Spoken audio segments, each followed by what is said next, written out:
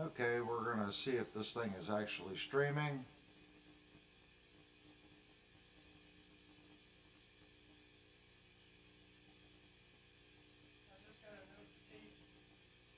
Okay. Then it seems to be working. Now I'm going to switch over to the other window.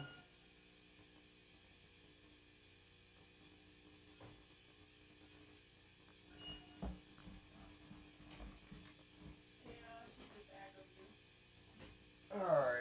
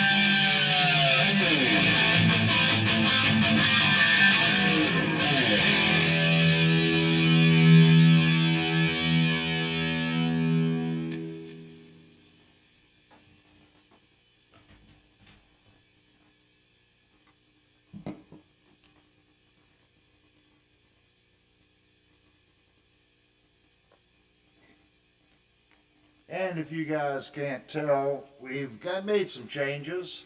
I actually have the other camera up and running. But with all that, I still have some issues with OBS. So I need to get the chat window back up and so I can see what people are talking about. So let me get the chat window up. And I'm going to minimize this and bring chat up. And I see Time Surfing Alien and Jerry and Jupe have joined the group. Now, if you looked at the community post, I've got a little list here for Jerry. So this stream is pretty much dedicated to Jerry. He's trying to build a tremolo. And I couldn't test the stream. I know last night's really the test stream. But today I had pretty good luck getting some things working in OBS. I essentially get the camera behind me here working. I've been really struggling with the Mevos. I had the one Mevo working, but couldn't get the other one to run.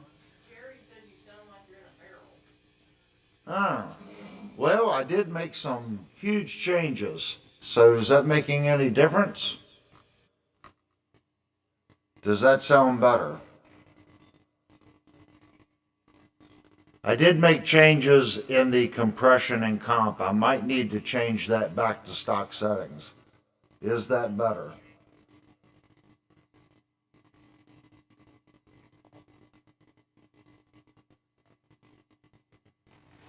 I'll let you guys tell me. I may have to go back to the factory settings on the AG08. If it still sounds like I'm in a bean can,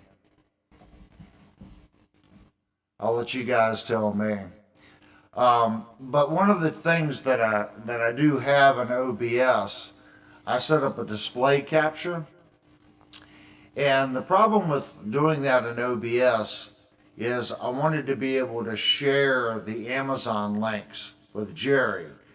So I can't really tell if it's working or not. If it doesn't work, I'll just have to communicate what's on this piece of paper. But I'm kind of hoping that the display capture will work and you guys can actually see me go through Amazon. Then of course there's a slight echo. Yeah, slight echo. All right, I'll tell you what, guys. I'm going to push the AG08. I'm going to put it back to no compression and no comp. All right, I just turned off the compression and comp. Oh, you know what? It's probably the effects. Sorry, guys, I had the effects loop on. I've been puttering all day trying to make little tiny baby step improvements. So now I have the effects off, but I do have the gate on. How do I sound right now as I'm speaking right now? Does that sound okay?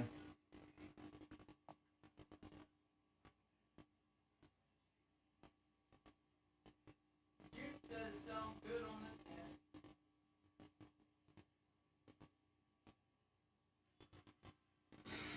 Hey, I see Kurt Inscales joined the group.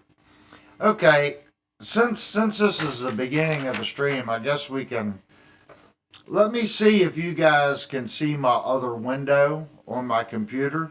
Jerry said he sent you an email last week about an app. He said you can just email it to him. Oh, okay. Well, no, I mean, that's what the channel's about. I'm sure, Jerry, there's going to be other people that's wanting to build a bridge. We can kind of go over some different things. I did find some Kaler 2700s on eBay. The problem is, the most of them on eBay are about $250, and you only get the bridge. You're not getting any springs, you're not getting a claw, you're just getting the bass tremolo bridge.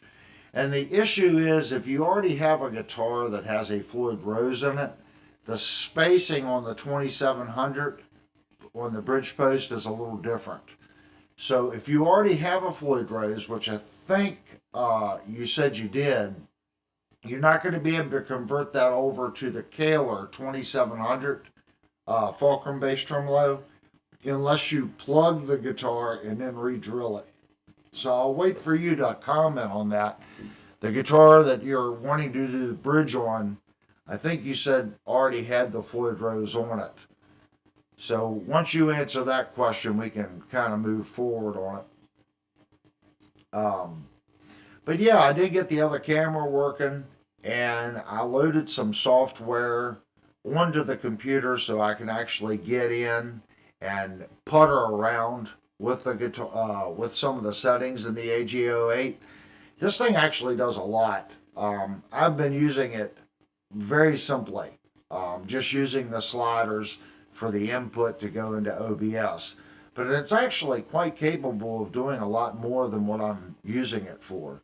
So I'm trying to learn the new equipment and learn how to use it. And I'm not seeing Jerry say whether or not the guitar already has a Floyd Rose in it or not. Wolfie, my puppy dogs are having a field day. Okay, well, I guess what we'll do, all right, I just see Jerry commented, as little work as I have to do, but I really don't want to have to plug posts and holes and re-drill. So, Jerry, does the guitar already have a Floyd Rose in it? That's the main thing. Does it already have a Floyd Rose bass tremolo in it? If it does, then we'll go forward and we'll kind of go over this list that I created for you. All right, Jerry says it does. So now we're gonna try something that I haven't tried before. I'm gonna try to share my actual computer screen. Now what you guys are gonna see first is OBS. And then I'm gonna close OBS, and OBS should still transmit what's on my screen. Now I'm gonna be waiting for Linnell to actually tell me it's working. If this doesn't work, I'll just have to manually go over it. He said it was the OG pre-locking. Yeah. Okay, well let's and Time Surfing Alien says I'm looking around for an upgraded for my Crate G80 XL amp. I only play it in spare room, but looking for a 210 combo. Any suggestions? Okay, Time Surfing Alien. Well, we're gonna come back to that because I like little tiny amps. Let's go over the list for Jerry real quick because he posted in the community page that he wanted to do something with his tremolo. So I'm gonna try to get the display capture to actually work here, and I'm gonna wait for Linnell to tell me that it is working. And now I have to open up my web page. You see OBX. Yep, and Amazon. And I just lost Amazon. So hold on, guys. You guys should see my computer screen. Yeah. We're going right to Amazon. I already have some stuff in the cart. So here's our cart. So when you build a Floyd Rose tremolo, I'm taking that you have no parts whatsoever. And we're building it from 100% scrap. The first thing we need is the fine tuner tension plate. This is what goes under the screws that lock in the locking blocks that hold the screws. This puts pressure on the bottom of the screw so the fine tuner can push down on the saddle to increase the pitch on the guitar. So an original Floyd Rose one is $24.99. Okay? Now our next part is going to be a Floyd Rose noiseless tremolo springs. Okay? Now here, this becomes personal preference. Now Floyd Rose makes a green spring. They're also going to make a black spring. So if we click on this, I don't think it gives you the option for the different colored springs. But if you come down here, like here's some red springs, but you want to look at the Floyd Rose springs. So if I type in Floyd Rose springs, here's the red Floyd Rose spring, okay, and green. Now, I can already tell you the black is the softest. That's these right here, okay. The red's going to be a little stiffer, and the green is going to be the stiffest of all of them, okay. So, they're all within $1. Like the green ones are $19, the black ones are $18.96, so it's only like 4-cent difference. And the red ones are $19. So it really depends on how you want it to respond. If you want the tremolo, if you like to put the bar backwards and flutter, hit the bar and it causes that little flutter, you might want to go with the red springs. But if you like the softer feel that's still firm, go with the black springs. Like I said, that's all personal preference on the springs. So let's go back to the cart. Now, this is very important. These are the posts that go. You can look at where my mouse pointer is pointing here. These are the posts for the guitar. You want to make sure, let's say, right here, we've got the Floyd Rose 1000 series base plate. And the reason I picked this one is it's $40 cheaper than the German plate. Now, there's nothing wrong with either one of them. They're both hardened steel. The Floyd Rose 1000 is not the special. It doesn't have the soft knife edges right here. It has the hard knife edges. So you can save $40 by going to the Floyd Rose 1000 bridge plate. But when you do that, this material needs to match the material in this post. So if you decide to get the Floyd Rose German plate, you need to get the Floyd Rose German studs and inserts. Now what I've picked is the 1000 plate and the 1000 inserts. Okay, the inserts are $15 and the 1000 plate is $65. Now this particular set of saddles comes with the locking screws in the back. Okay, believe me, these are stupid nice saddles. It comes with the locking screws in the back of the hardware to lock the nut, and also comes with your fine tuners.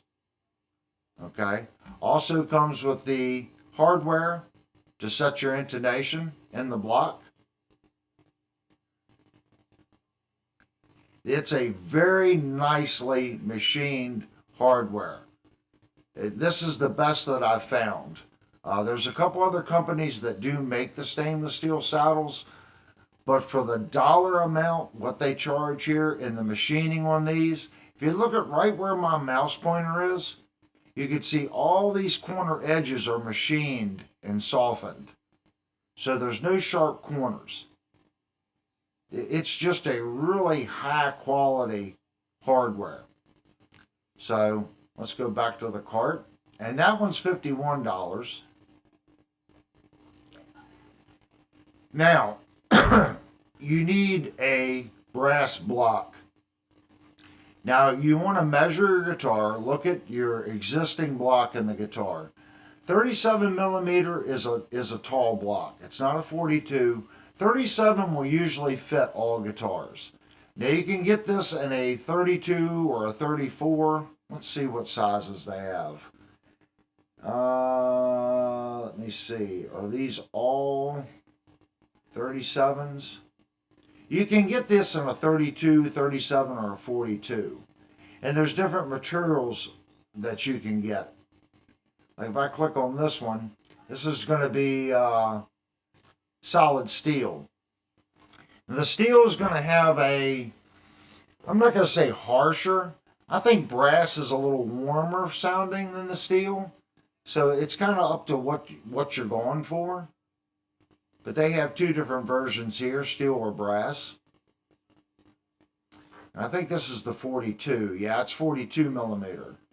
So I picked a 37 just because I know the 37 will work in 95% of the guitars, the 37 will work.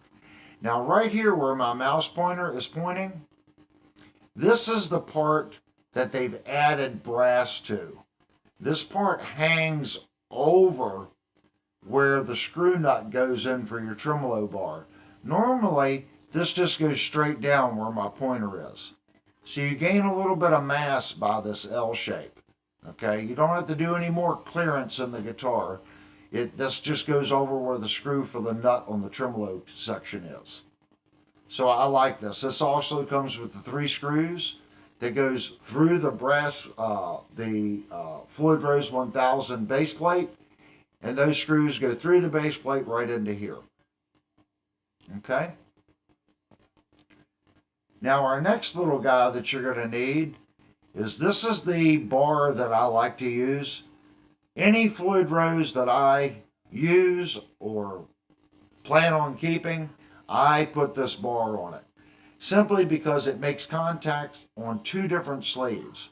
If you notice there's a little point right here on the end of the bar, that sits into a socket, okay? And then it's machined out to a larger diameter, so you have this surface and this surface making contact in this socket. And it just makes for a much better feeling tremolo. There's less slop in it. So this is the turbo bar, and these do change. If you want to do, different colors, they can change in price.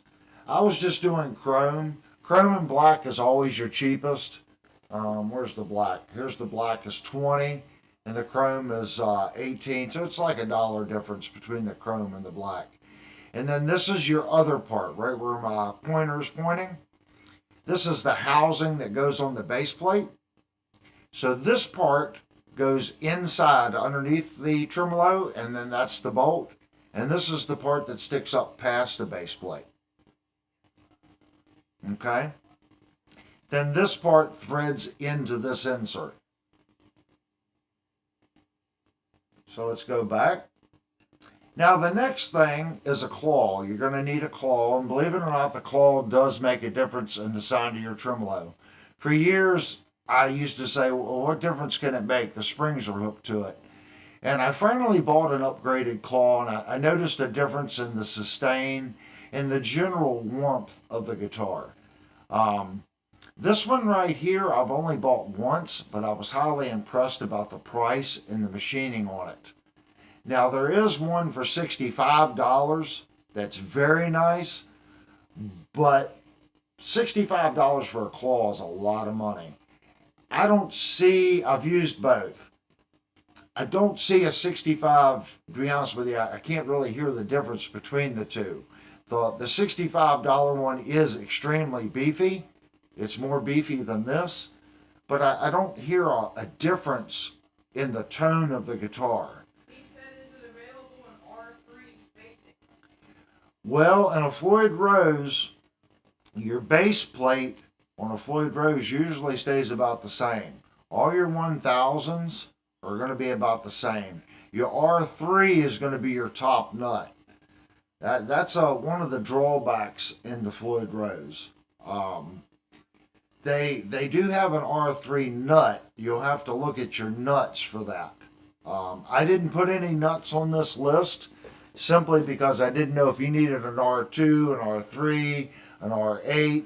You know, there's the R2 and R3s, they're pretty standard. And don't think when you go to an R4 or an R5 they get bigger. Floyd Rose is kind of weird.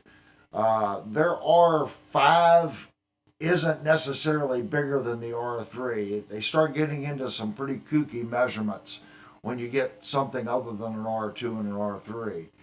I'm not sure what the R3 is. Let's type in Floyd Rose R3.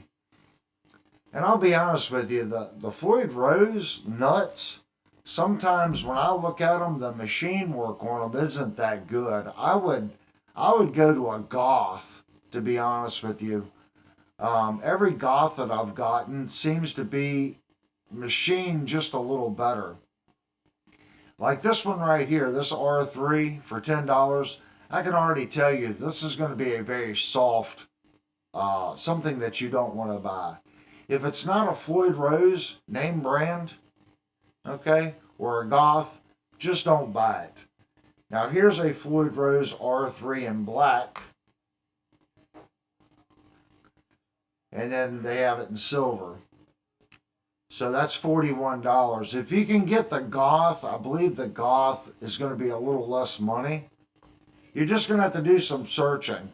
I got Smoothie Buns, a Goth nut. And I'm pretty sure I got it on Amazon here. You're just going to have to search around on Amazon until you find it. This is Floyd Rose. Floyd Rose, so 45. And different vendors are going to have different prices. Just don't go with a cheap nut because it's going to be soft metal and it's just not going to hold up. R2, Floyd Rose R2. So there are some R3 nuts here. You're just going to have to troll around until you find one. And you might be able to go to a different site too. But if it's a Goth or a Floyd Rose, you're not going to have any issues with it. The only thing I will say is on the nut, you want to make sure some of these, like this one, if you look right where my pointer is, see that hole in the nut? That is where the screw goes through. Now some of these will be set up for dual purpose. Like this one right here, we can see that you can run the screws through the top, okay, and into the neck. So make sure you don't get one set up for an Ibanez that this hole right here is threaded. And you have to drill all the way through the neck of the guitar, and the screw goes in through the back side of the neck, and that holds the nut on. Now this one is set up to where you could screw it in from the top directly into the neck. Most guitars are set up that way. So you want to look, if your guitar has the one where the screws go through the neck, like some Ibanez do it, my Kramer does it. So if you have one of those, you're going to need to buy the one that has the threaded piece in the center right here. This one's not set up to do that. So here we want to look, this is your width on this one, 43 millimeters. So Jerry, it's going to be, I don't know what size nut that you need. So if you need a 43 millimeter nut, this would be the one that you want to get. Most Goths aren't going to be set up for R4. That's more of a Floyd Rose terminology.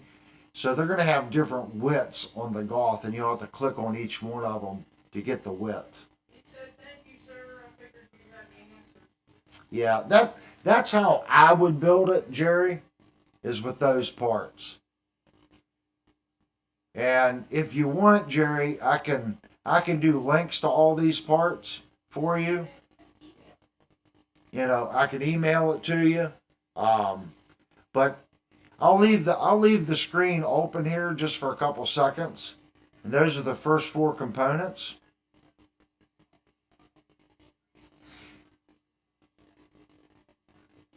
So everything's right there and available on Amazon.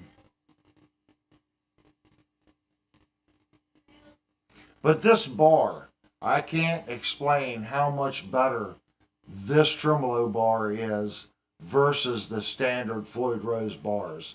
With this little pointed dual sleeve mechanism that they put on the bar, it takes 95% of the slop out of the bar. And it still allows it to swing freely. That's what I really like about that bar. That's one of the first upgrades I do to any Floyd Rose bridge. And right here's a standard 37 millimeter block. So you can see with all these parts, I'm still only at $242. If you don't use this block, that's going to take another $14 off your total price. So you're going to be at like $230, and then by the time you figure your nut, you're probably going to be in the $260, $270 range. And the advantage to that is you're already going to be far superior to a standard Floyd Rose bridge. You've already got your hardened stainless steel saddles. All your hardware is a hardened steel. You know, you've got a hardened steel base plate. You've got an upgraded claw. You've got a solid, beefy brass block under it. You've already got the upgraded tremolo bar. I mean, there's nothing really else that you need to do to it. It's going to be a sustaining monster. That's the best way of putting it. So I'm going to go back to OBS here, and I'm going to switch back over to my... Now you guys can kind of see what my screen looks like. This is kind of what I see. And I'm going to switch over to my main cam, and now you should see me again. Hopefully I don't break everyone's camera. Last two comments. I have to reopen that window to be able to see last two comments.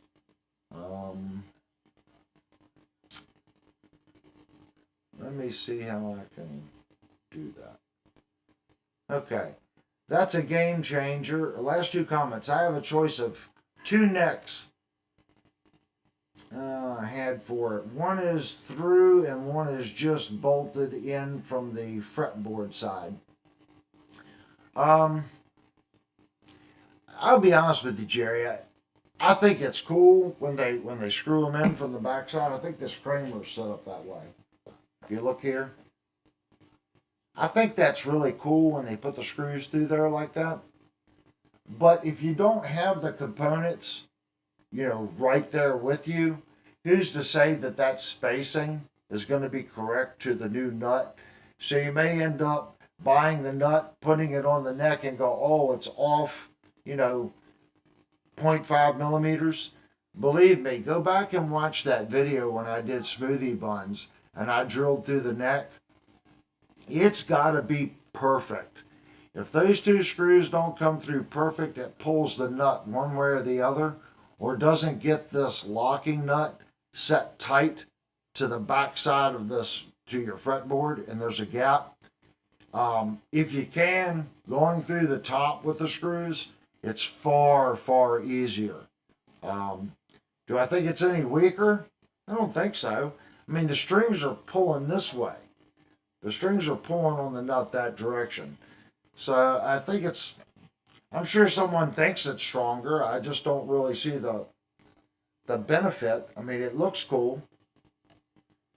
I'm sure it is stronger. You know, you get the flat. It's a panhead screw, so it has to pull that through the neck. But the tension isn't going out that direction. The tension is being pushed against the neck. So I don't see where that extra strength would ever really gain you anything, if that makes sense. So if you have the choice and you like the one where the screws go in through the top, I would probably use that one. Yeah, I'll go back and look at that, and maybe I can, on this video, under the description window, and YouTube, that's where you put all your links. It took me a little while to figure YouTube out. Under description, when I say what the video's about, on my end, there's a ton of hidden information that you guys don't see. So that's where the YouTubers have to put all their information for links.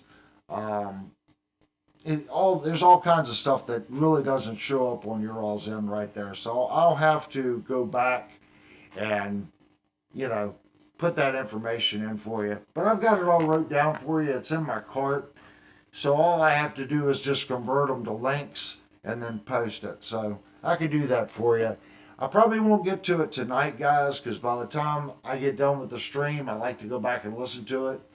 So be first thing in the morning. I'll get the links set up to this stream so you can just go in and click on them.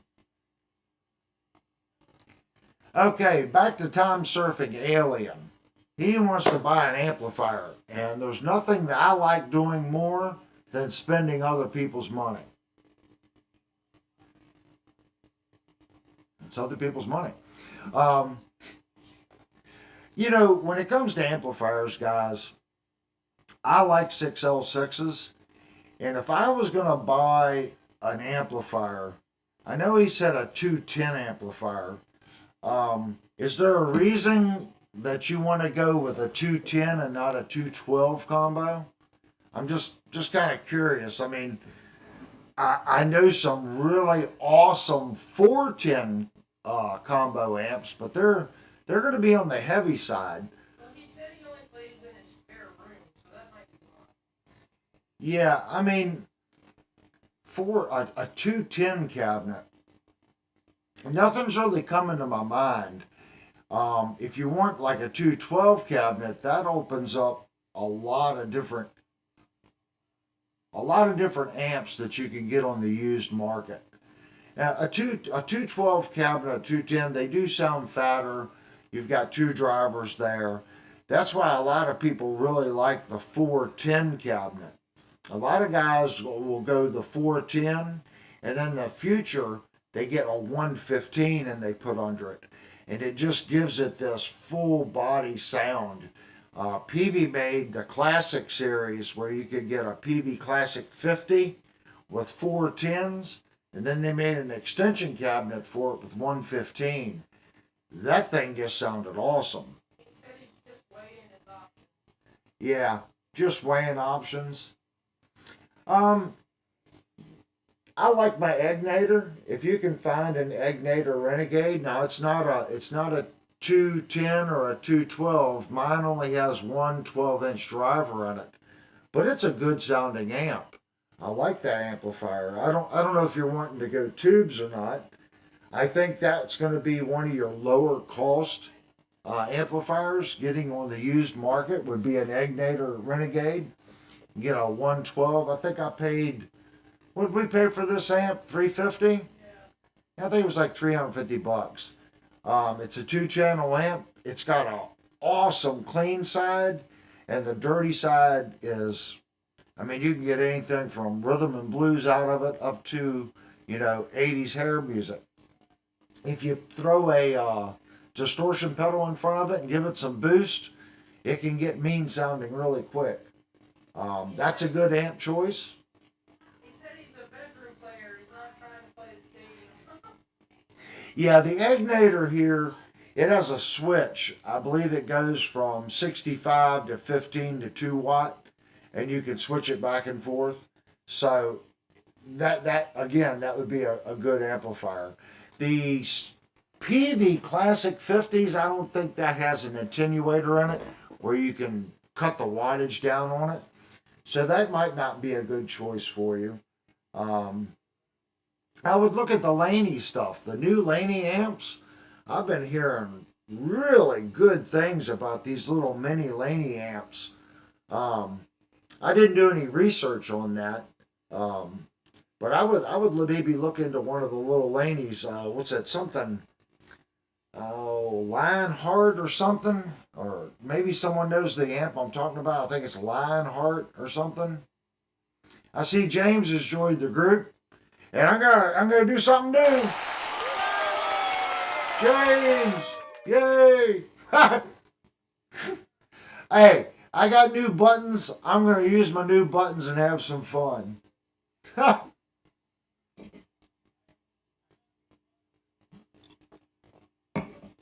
I don't know if it worked because I couldn't hear it. Yeah, it worked. But on the headphones, it does all kinds of weird stuff. Kurt Inscale says, I'm about to buy a Marshall DSL 100 head and match it with my Harley Benton 212 cab. DSL 100. I don't know that one. James says he's pushing buttons too. Tom Certain Alien says, what do you think of Marshall being bought by the Chinese? Well, what do I think about Marshall being bought by the Chinese? Well, I don't think. I hope Marshall can keep their quality up. I don't know where their amps. I'm sure they're still UK built. So if the Chinese bought them and they move them over to China, it comes down to where Marshall is getting their parts. If they're already sourcing their parts from China and they're just assembling them in the UK, there probably won't be any difference. But if Marshall is using higher end components, higher end capacitors, higher end pots, and then this China based company moves them over to China and they start changing the pots, changing the capacitors, changing components, putting cheaper transformers on them, they could end up, like Egnator. Egnator made an awesome amp. But when they went to China, they started putting cheap transformers in them, cheap capacitors in them, and it took about a year or two for that to catch up. And then people bought these Egnators, and then poof, they were blowing up. And the transformers were falling out of them. They were just substandard compared to how they were made, and that destroyed the reputation for Egnator. One of the I'm having a squirrel moment. One of the chat moderators, Mike. Now this is his date night, so he doesn't come out on Saturday nights. He's on his date with his wife. He's the one that told me to get an Egnator.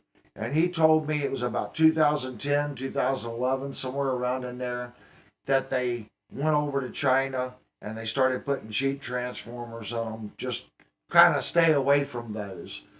So if Marshall can keep their quality components up, I don't think we'll really see a difference. But if they start putting cheaper components in it, they may end up like Egnator. Well, we'll just have to kind of see what happens with them. I don't think that we are going to see a price difference. We just saw Marshall lower their prices, and in this market, they were asking a lot of money, and the prices come down last year. I'm surprised that they didn't give it more time for them to get in the market, especially since they just released all these pedals. So they did all that research and development on these new pedals, and I guess they're just the owners just wanted to get out. I don't know what'll happen.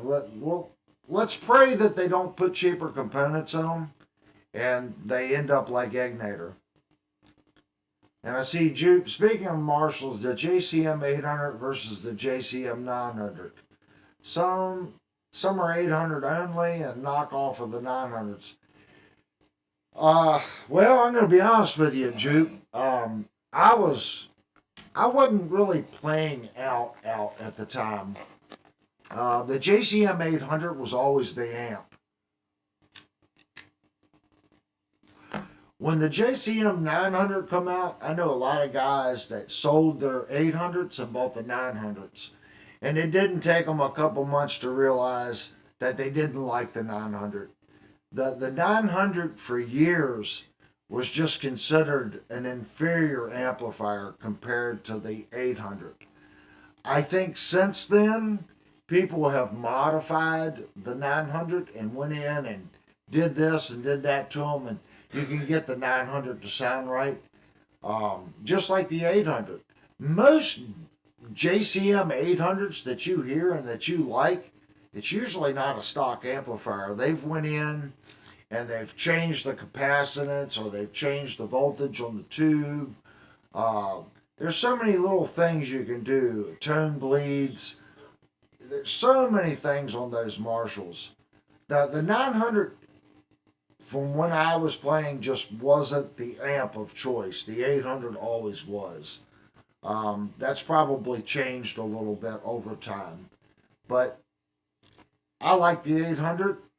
I've never played a 900, so I couldn't tell you. I know I've heard them, and I know there's a difference. But there again, it comes down to the feel on your fingers. Sometimes, like when I was streaming with the Lion 6, everyone said it sounded fine. But for me, it just didn't feel right. The feel of me playing the guitar and the sound that I heard just didn't feel right. And it could be something like that. The JCM 800 and 900 sound really familiar. They sound close, and people don't pick up the difference, but they have a different feel under your fingers. I just haven't heard too many good things about the 900 in relation to the 800. The 800 was always the amp. Curtis Scale said DSL dual solo lead. I think he's talking about when he's talking about the Marshall DSL 100. Yeah, the DSL. Marshall, let's face it, guys. Marshall,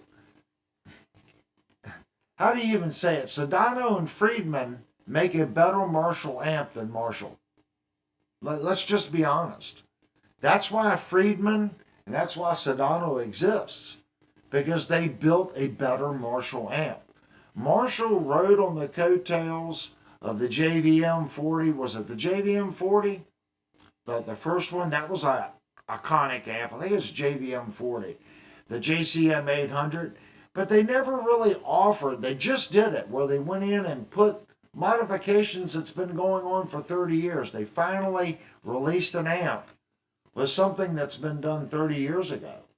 What took Marshall so long to take their iconic amplifier that everyone was modifying and just go, hey, we made the amp, so certainly they could take one of their own amps in there and tweak it and modify it and build a custom modified amp right out of the factory. That left the door wide open for Sedano, Friedman, all these other companies. And you hear it all the time. Sedano and Friedman just built a better Marshall. So maybe being bought by the Chinese, maybe they'll put some money in it and they'll start modding these amps and they're going to push Marshall to the next level, or they're going to ride the coattail of the Marshall name and put Marshall logos on everything and just milk it for the name. There's a speaker company that I'm a big fan of. Well, was a big fan of. I was a big fan of Klipsch. Not the Klipsch that most people know. The Klipsch drivers that I know were huge. You faced them towards the corner and there was no speakers in a Klipsch. They were all horns. You had a horn bass driver, a horn mid driver, and a horn high. And the reason they worked is it used the corner of your room as the speaker, and it would drive into the corner and then bounce, reflect the sound back. Well, they were really expensive drivers. But Klipsch kind of, not everyone could afford it. So then they started using the Klipsch name and just throwing it on everything. Now when I look at Klipsch, I just think, it's a surround sound speaker. I don't think of the super high-end sound reinforcement horns they made in the 70s and the 80s. They've just taken the name and milked it for every penny that they could get out of it. And I hope Marshall doesn't do that, if that makes sense. The JCM 850 watt combo around here somewhere. Yeah, Red Eye. Yeah. I think they're great amps, but you got to modify them. If you want that sound, you got to modify them. Yeah, everyone goes, I love the Marshall sound. Do you like the Marshall sound, or do you like the Marshall sound after it's been tweaked? That's the thing. Jerry said Marshall copied Fender. Well, Fender had the amplifier, Jerry. Let's face it. Fender, the Bassman, the Twin, the Deluxe Reverb, Fender just had the amplifiers. They did. There was a reason why Gibson stopped building amps. No one bought them. And when the people that did buy them didn't stick with them very long. Gibson amplifiers weren't really that good. That's why, what was it, last year when Gibson said they were going to relaunch the Gibson brand? I was kind of like, why? They didn't sell in the 60s. So what they do, they took Mesa Boogie and said, we want to build a Gibson amp. So that's kind of strange. I don't think the new Gibson amps are doing too well. I haven't heard anybody really saying they're the bee's knees. I could be wrong. Maybe they're great. I have never played through one. I just know back in the day, if you had the choice between the Gibson amp and the Fender amp, 95% of the people went to the Fender. It was just the better amplifier. I had a Fender Twin Reverb, and that thing would just cut your head off. It was so loud. I mean, my amplifier I have now is loud, my rack mount amplifier, but my Fender Twin was 3 times as loud as this amplifier. I mean, at half volume, you could not stand it. It was so loud. It was ridiculously loud. Never seen one ever. Bought this Marshall in the early 1980s. That's Red Eye. Yeah, I've personally never owned a Marshall. Guys, I went from a PV, y'all can look this up. I went from a PV butcher head that a local guy modified to make it a little hotter. And it never really sounded like a Marshall. It never really got the distortion that I wanted. And I had done a lot of work to that head to make it sound more meaty, more beefy. And it just wouldn't get there. So I ended up getting the first thing I bought was a ART SGX Mach 1. It was an SGE Mach 1. And I ran that into a Hafler DH500 power amp into 4-speaker cabinet. It had no tubes. It was a solid state preamp directly into the solid state power amplifier, a Hafler, into 4-speaker cabinet. I used that until I bought the SGE Mach 2, which was a little bit better on the effects, a little bit better solid state distortion. I used that until I went to the SGX 2000, which is my Applied Research tube preamp. I still used my Hafler DH500. I know you guys are laughing. You used a Hafler DH500 on your guitar amp. Yes, I did. I ran my tube preamp into my Hafler DH500 and into my 4-speaker cabinet. When I finally got rid of the Hafler, I went to what I have now, which is the BK Butler 6L6 power amp. So I never really played around with too many guitar amps as far as amplifiers. I did buy the Black Star here, which broke. I think it's an HT20. I had a Black Star Silverline I liked. It was okay, solid state. And then I had the Katana 50, which I actually liked. I wish I wouldn't have sold that amp. Um, Back to Time Surfing Alien, he was looking for something to play in your bedroom, man. Um, I'll be honest with you, with the weight, I would just get a Katana 50. I know it's not tube, but the reason is you've got some built-in effects. The amp actually sounds really good. It's a good sounding amp. I'm probably going to buy another one because I actually miss it. It's lightweight, and I got the HX Stomp. I do take that with headphones when we go on vacation, but there's something to be said just to have an amplifier. So the Katana's lightweight. It's not that big. It does have a 12-inch speaker. You might want to look into a little Katana 50. I think they're great. Kurt Skill said in the 80s he was playing a crate stack solid state. What is it? A crate? Crate stack solid state in the 80s. Oh my gosh, I remember the crate solid state stacked amps. I remember those. Derek Hensley says I have a Line 6 Spider 3 15-watt and it sounds amazing. Yeah, Derek. That's another amp. If you get on Reverb right now and you go to Reverb, at the top of Reverb, at the very top of the screen up here, it'll have outlet on this side of the screen. Okay? Click on outlet and type in line 6.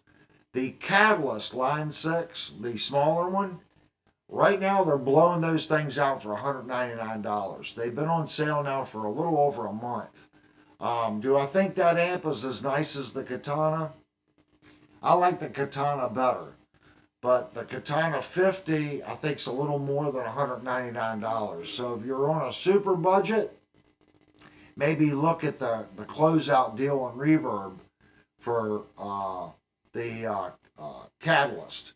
I know Sweetwater had them, but they sold out of them really quick. But I think you can still get one at $199 on Reverb. So you might want to look at that.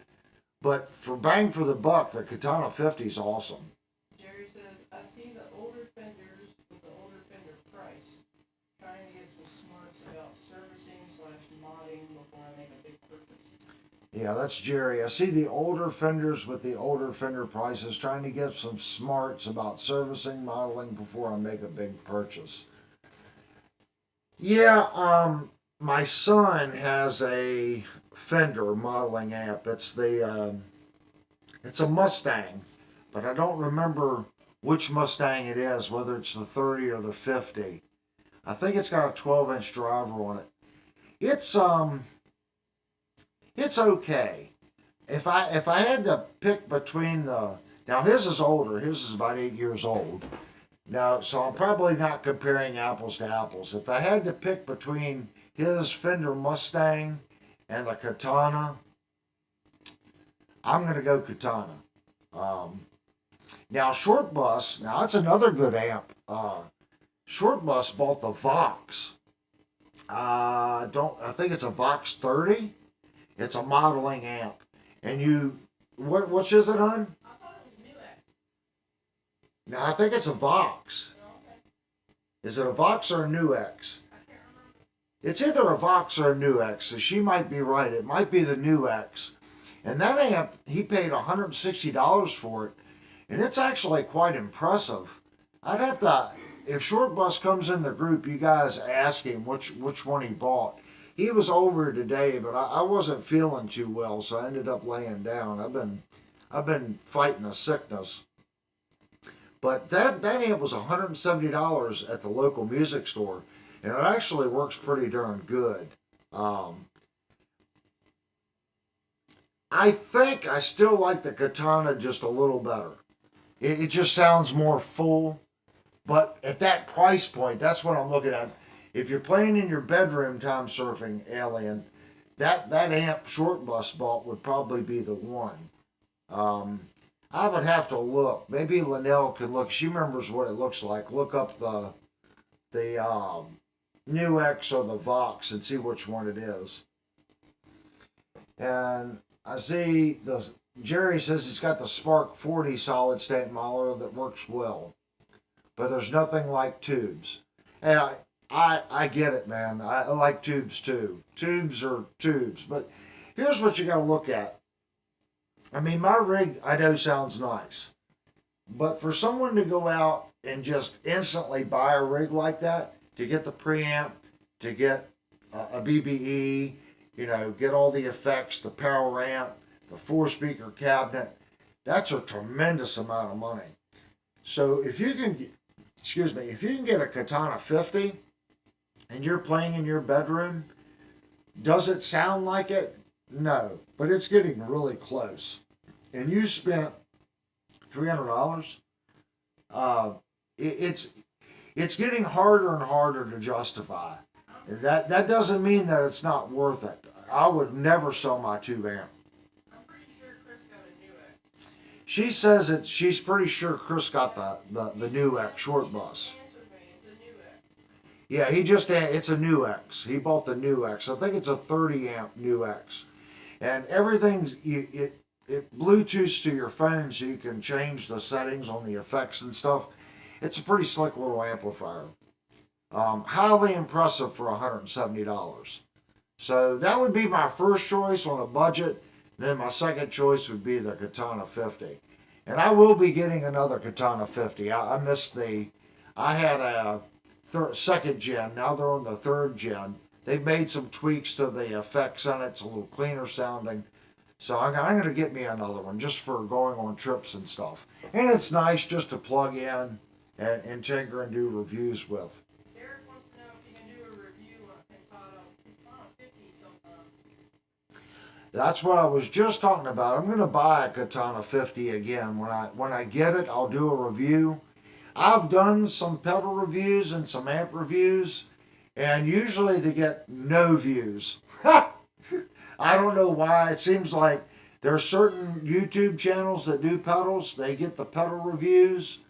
There are certain YouTube channels that do the amp reviews, and they do well. I haven't been able to really get into that. I think I did a review on the Stereo 10 Black Star. I still don't think that thing has 400 or 500 views on it. It didn't do very, very well at all. I see Honey Tap's joined the group. Oh, I got something for you, Honey Tap. Hey, I got new buttons. I'm going to try my new buttons out. I like the buttons. But that's how I would approach it. He said, nice, my people are cheering. That's your people right there, man. Listen, that's your people right there. I was playing around today. I said each live stream we were going to try to get something a little better, a little better, a little better, a little better. So not only did I get my other camera running, let me see if I can get this switched around here. Let me see. There's our other camera. Now granted, this camera here shows the whole room, so when I'm playing the guitar, you can see my amplifier, and you can see this, you see the keyboard set up. You can kind of see everything that's going on. So we did get that going. And as I turn, I've got to have to figure out something with the microphone. So I'm sure when I turned the other direction, it messed up the audio because the mic is here, and when I face that direction towards that camera, of course the audio is going to suffer. But baby steps. I did get this going.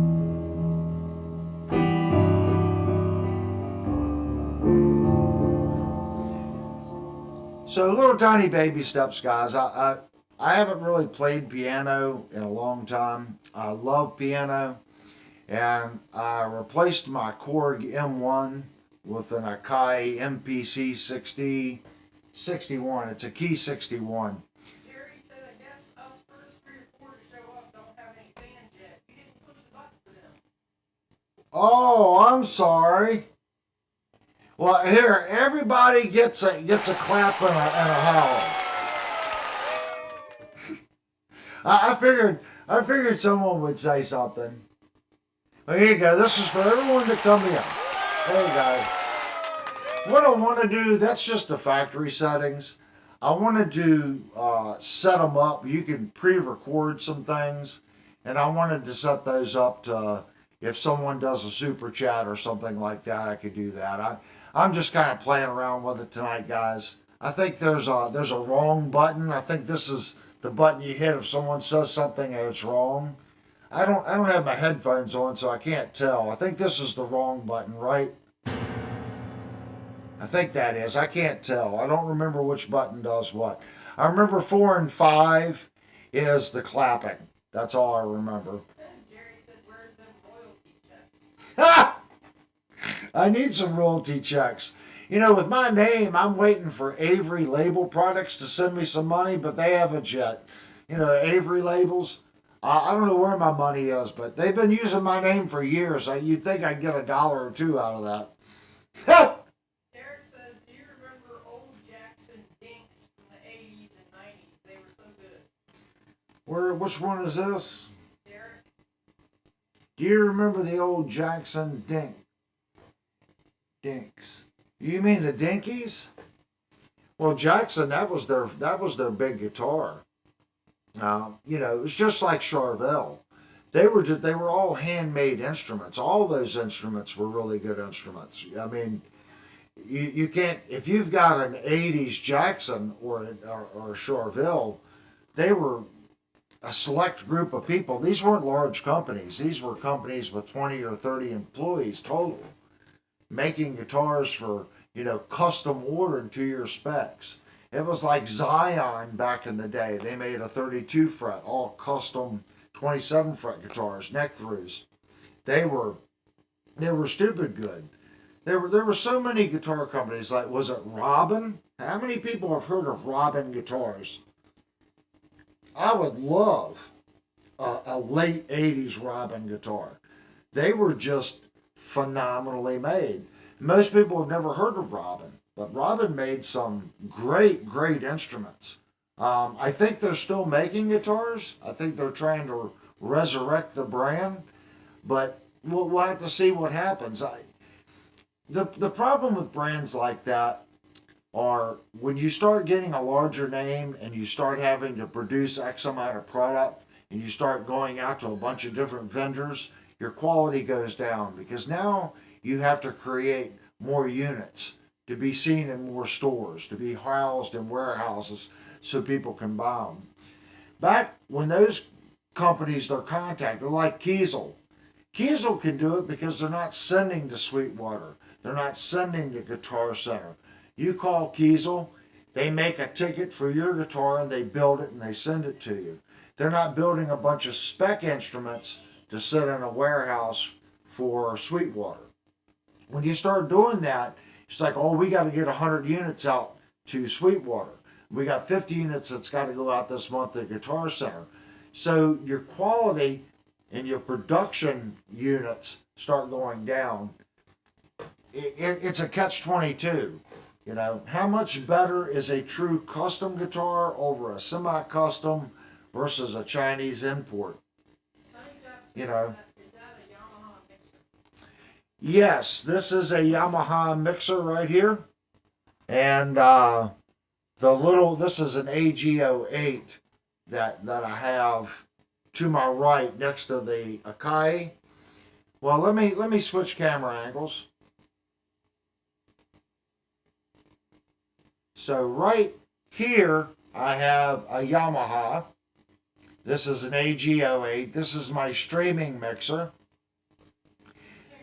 This one over here is an industry standard. This is a Mackie VLZ 16 Pro.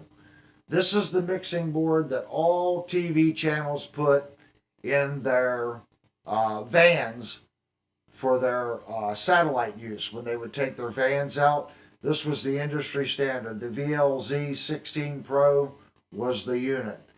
And then this is my Akai keyboard. right here. Then over here we have my rack mount unit, my egnator, and my other PV. And then what you can't see right here, I have a PV. This is a Penta cabinet and my Black Star rig right here. And then behind the light right there, behind that chair, is a 2-speaker V30 Celestion cabinet. And that's pretty much the whole room. Of course, guitars, and of course my 720 class helicopter, which, you know. So I'm going to switch back over here to the other camera if I can figure out. There it is. But yeah, I have a little bit of both. Now I got to figure out how to get my chat back. Sorry. There it is. So I got quite a bit of equipment. I'm just trying to do baby steps. If you saw in the rack to my right here, I have an Alesis Spectrum Analyzer EQ and 2 Digitech Studio 200s. And then of course I've got mic preamps, compressors, gates, Tascam DA30, a Mayato MIDI controller, a Crown power amplifier, power soak. That's pretty much everything that's in that rack. And then above my guitar unit, I have a Yamaha power amp, another SGX 2000, another AMR tube sweetener, an Alesis Mini Verb 4, and a Sabian rack mount tuner. That's pretty much everything. I got more stuff downstairs, but this is the stuff that's still up here. Kurt Scale says he has an early 1990s Jackson King V with fixed bridge and string through. King V. Is the King V the one that has the even V, or is that the offset V that they made? I always get them confused.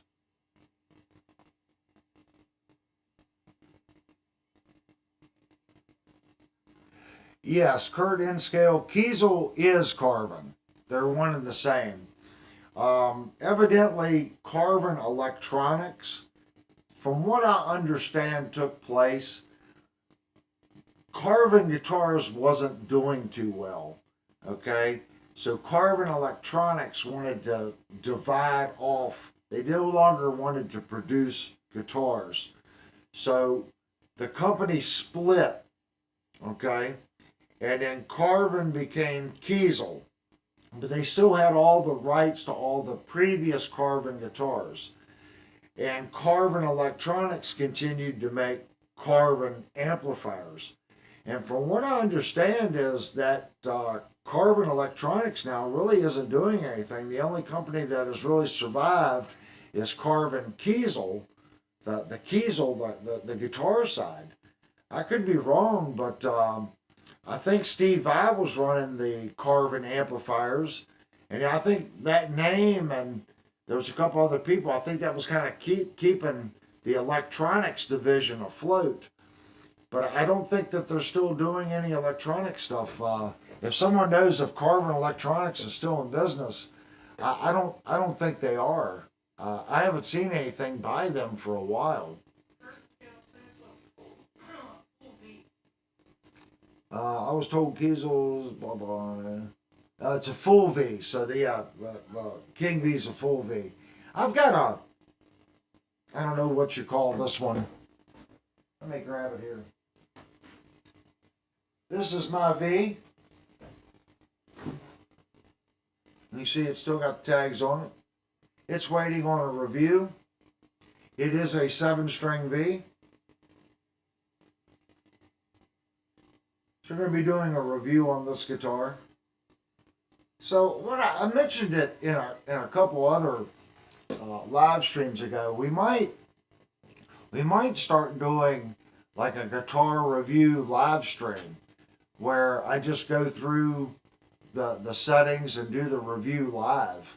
You know, plug the multimeter into the guitar, check the pickups, look at the fit and finish on it, jam on it a little bit. We might start doing reviews like that. And then I can look at the chat window and kind of comment as we go. It might be a little easier. Curtin Scale said that's a Randy Rhoads beat. Yeah, it is but it doesn't. The reason I like it, look at the headstock. It's not your typical V. It doesn't have the pointy headstock. I don't. Jackson needs to. I like that. I like the V with this headstock. Honey Tap said 7 strings. Shut the front door. Yeah. Well, I have a hard enough time playing 6 strings, so I figured I'd do a 7 string and really, mess up my squirrel brain. But the reason I got this one is I like the headstock. It's not your typical headstock they use on the V. I just think it's a cool headstock for the V shape. And they don't make this guitar with this headstock with a bridge, with a Floyd Rose. As soon as you put the Floyd Rose on it, you get the standard like beak-shaped headstock. So I like this headstock. I figured if I want to put a Floyd Rose in it, I'll just route the back of the guitar and I'll put a Floyd in it. Curtain Scale wants to know if it's got a neck scarf. Yes, it does have a scarf joint. This is one of their. You can see it's pretty obvious, the scarf joint. This is one of their cheaper guitars. This is a JS. So it does have a pretty large scarf joint, but feeling it, I don't feel the scarf joint. It feels nice. Honey Tap said that thing is cool. I like the fixed bridge. Yeah. It's a little wide. Of course, it's 7 string. So He said I wonder if they sell that in a 6 string. I don't think the 6 string has this headstock on it. I don't remember, Honey Tap, if they make this with this headstock in the 6 string model or not. I would have to look that up. Derek said that would be awesome on the Floyd Rose. Yeah. Actually, today I found, now since this one doesn't have a bridge, it's a fixed bridge, I can drill this guitar any way I want. I'm not going to say where it's at, but I found a Kaler 2700 Killer 7-string model. Never knew Kaler made a 7-string Killer. My favorite bridge, the one we were just talking about last night, and a 7-string. I found one. He wants, I think it's like $450 for this bridge. And all it is the bass. He doesn't have the top, doesn't have any springs, no claw. But if I could get that bridge and put in this guitar and route it out and get me a 7-string nut to fit, oh my gosh, that would just be phenomenal. That would make this guitar a keeper for me. I would never sell it. But, I can get a, the Floyd Rose, a low profile 7-string bridge. I think it's like $350 for the 7, and it's the low profile bridge. So I may end up going that route just because the Kaler stuff now is getting really hard to get parts for. Even though it's my favorite bridge, I'll probably end up doing either a low profile or a standard FR 1000 7-string bridge. But that would make this guitar just awesome. And the neck on this guitar, it's very thin. I mean, it's thin. I don't know if you guys can see how thin that is. It's a really thin neck. It could feel thinner than it actually is because it's so wide since it's a 7-string. But the action on the guitar is really low. And I've played it. The pickups are, they're okay. They're a little on the muddy side. But I think this guitar was $239. It wasn't expensive. Maybe it was $269. I can't remember when I bought it. Jerry's asking everybody if they know what Squire originally did. Okay, I'm gonna go back. Looks great. You saying Jerry's asking that? Yeah. I don't want to know what Squire originally did. Well, I always thought Squire was the guitar company. And then it was bought by Fender, and then they made it their import line. Which doesn't make any sense because, Gibson has Epiphone. Well, all Gibsons are made in the U.S. and the Epiphones are the import. Well, now Fender, most of their lines are import, whether it's Mexico, Japan, Indonesia, and then they still have the Squire line. And some of the Squire ones are Indonesia and China. So I don't understand why Fender also has an Indonesia line and a Mexico line. It just doesn't make any sense to me why Fender went that route. Jerry said they made violin strings. They made violin strings. Maybe I don't know, Jerry. They could have.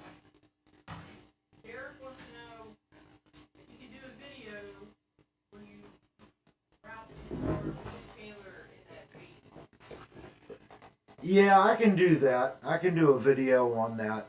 It's probably been a while. Well, I know it's been a while since I routed a guitar for a bridge. Used to do it a lot. You don't see it too much anymore because now it's pretty easy to find guitars with bridges.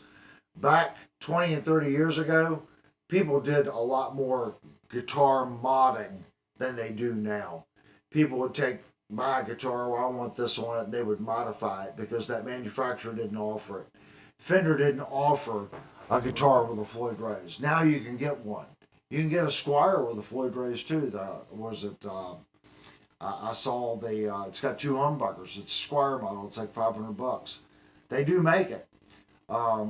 Jackson, exact same way. BC Rich. There was a ton of BC Riches running around that had, fixed bridges.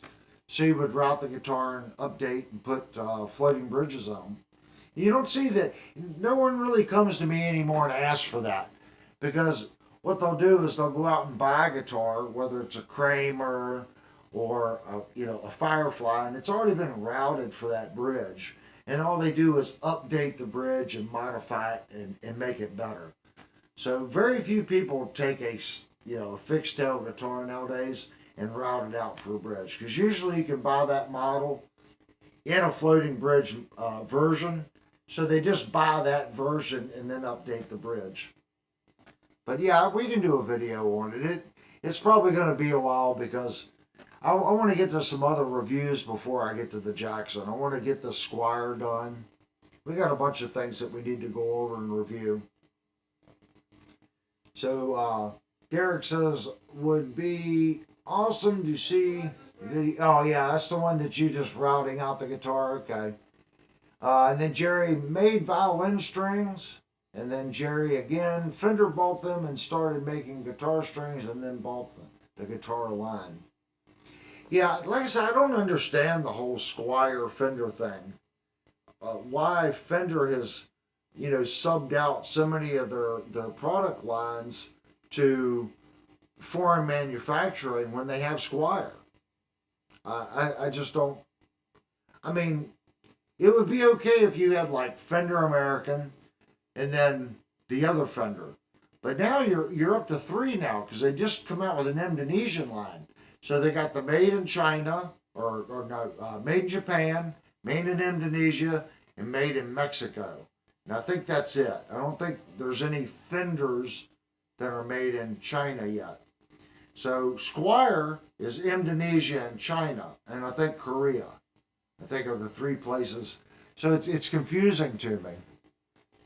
Honeytop said you should try a jet guitar. He has two of them and loves the necks and the sound for a cheap guitar. Yeah, Honeytop, we've been wanting to do a jet guitar for a while. And I'll be honest with you, we had so many guitars here for a while. If you look at last year, when the channel started, we've almost been doing this now for almost 2 years. The first year this channel did so many guitar reviews. There were so many guitars here. I had so much money tied up. I really had to take it easy on the buying guitars.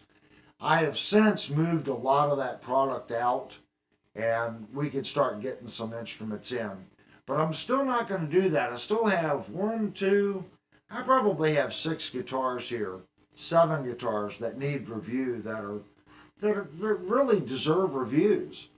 We're living in a time now where these guitars, they're all made pretty well.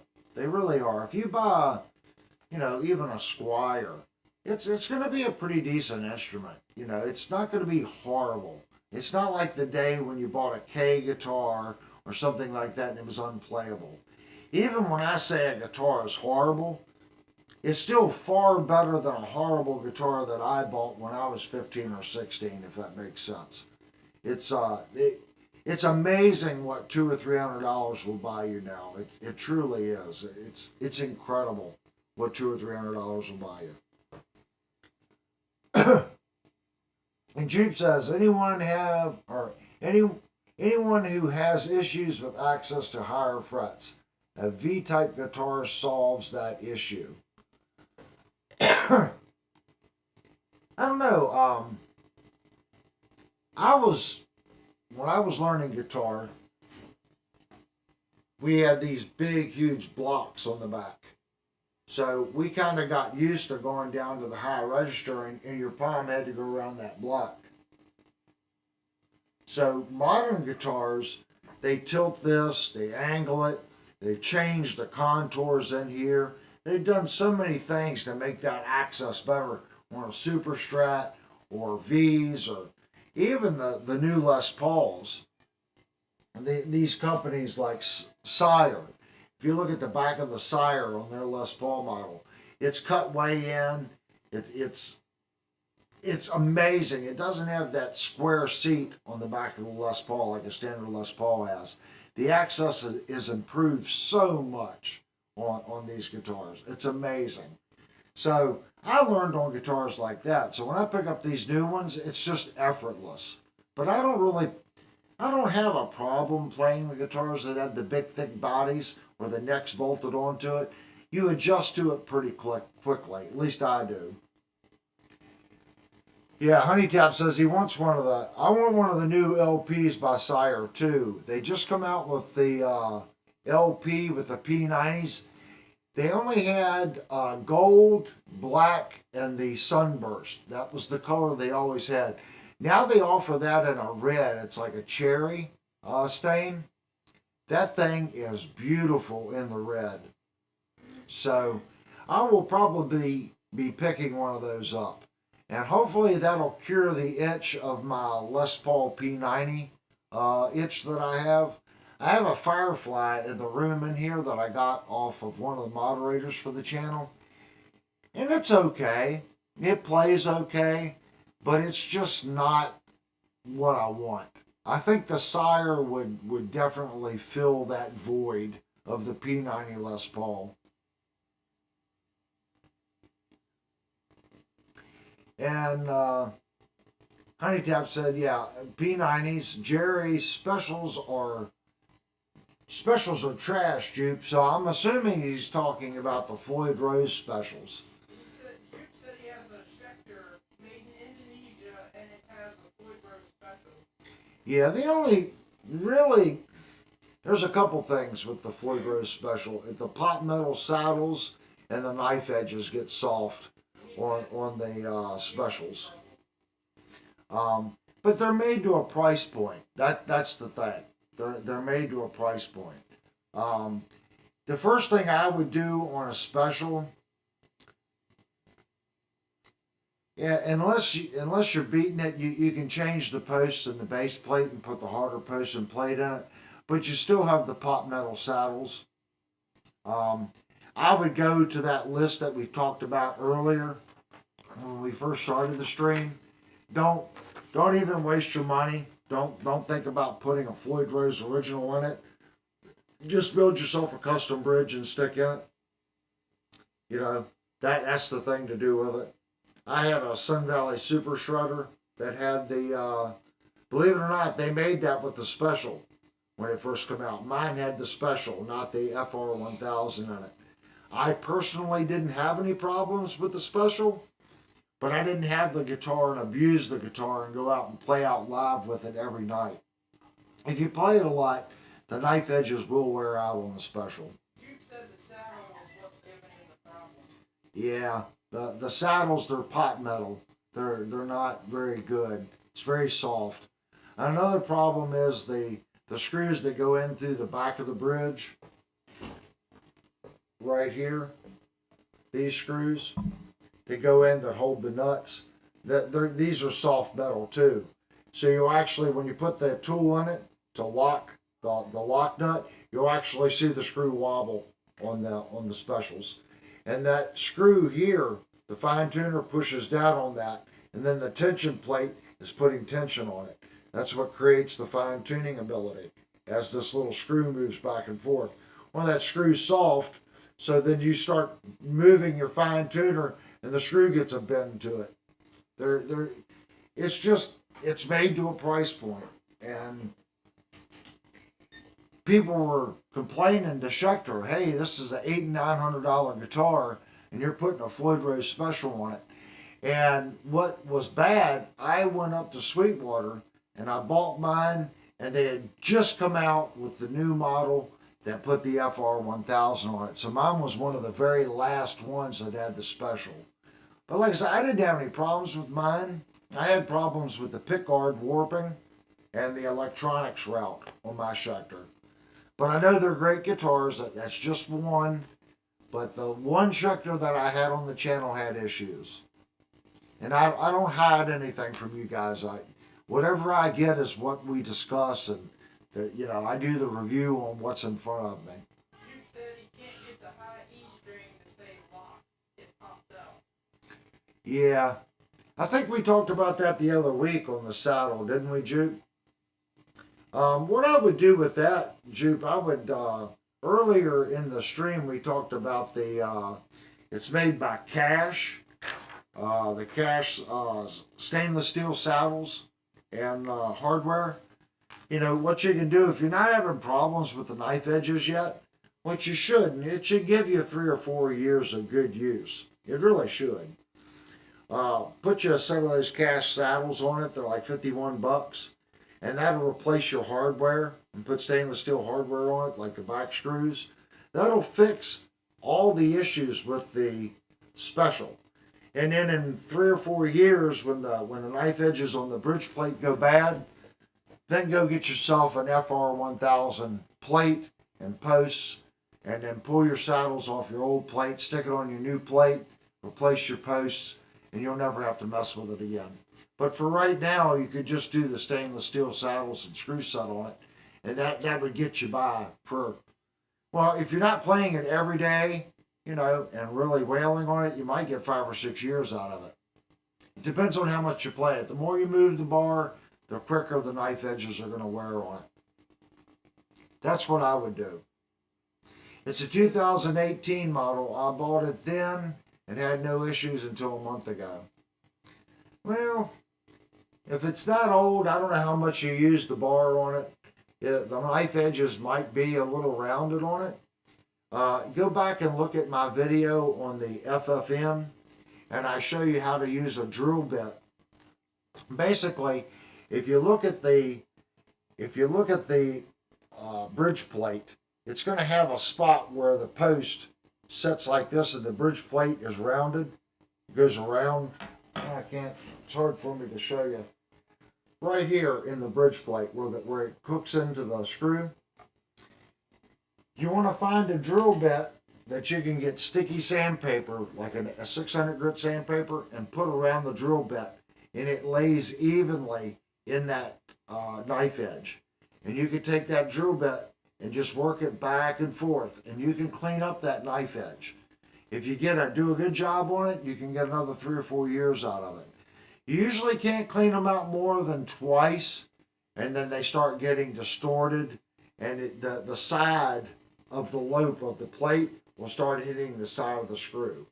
But you can clean it up twice. I'd say you should be able to get 2 services out of it before the bridge plate's gone.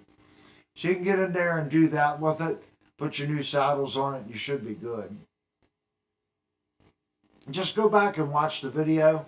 I got a detailed instruction on how to pick the right size drill bit, and I'll show you in the video when I hold the drill bit up to the base plate on how the arc and the radius should align in the drill bit and the sandpaper. It's a pretty good video on servicing the Floyd Rose. So what's next? We've talked about the bridge thing for Jerry, and of course Juke, his saddles, and then Time Surfing Aliens amplifier, which we kind of jumped around a little bit on that. I don't know if he's still in the chat or not. He was looking for a 212 cabinet. You know, I haven't seen anything from him. He might have already left. I'm not sure.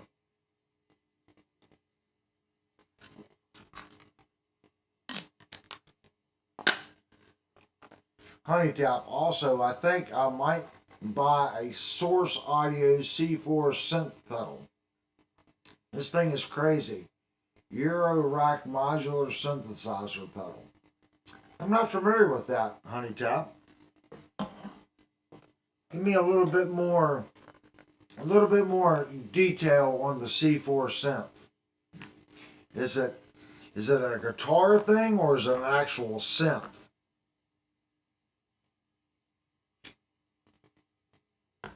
I'm not familiar with that. I'm familiar with the Euro Rack type stuff, but I'm not familiar with the C4 synth pedal. And then Derek, he's good. He's telling you how He's complimenting you. you solved the problem. He's complimenting you. Yeah, well, thank you, Derek. Manel says that's a compliment. Yeah, you're telling how it all goes to solve the problem. Yeah. Sometimes, guys, we can make a mountain out of a molehill. The reason I like the FR1000 base plate is it's hard metal.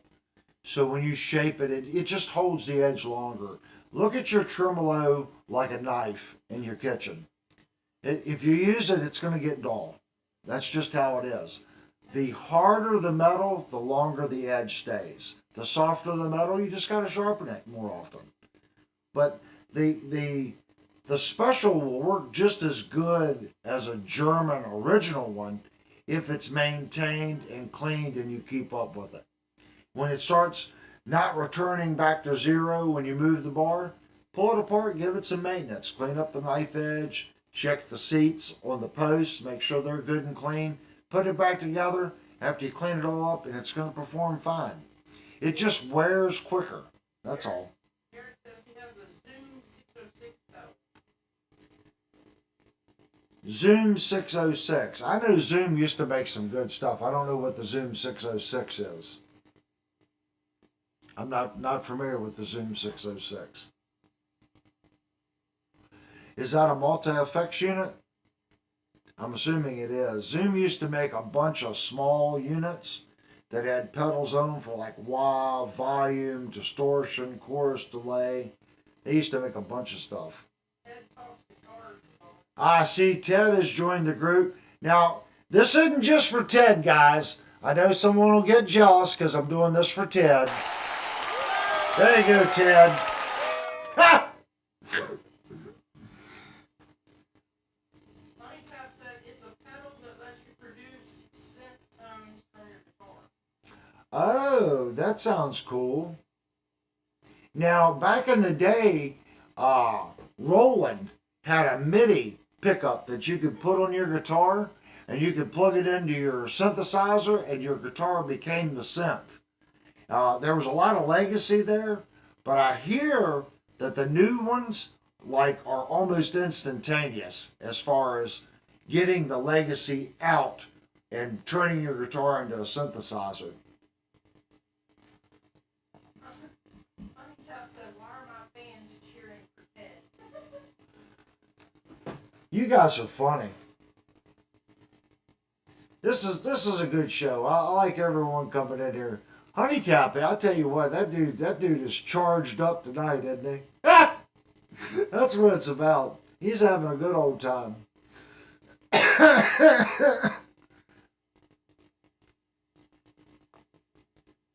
Fans checking in.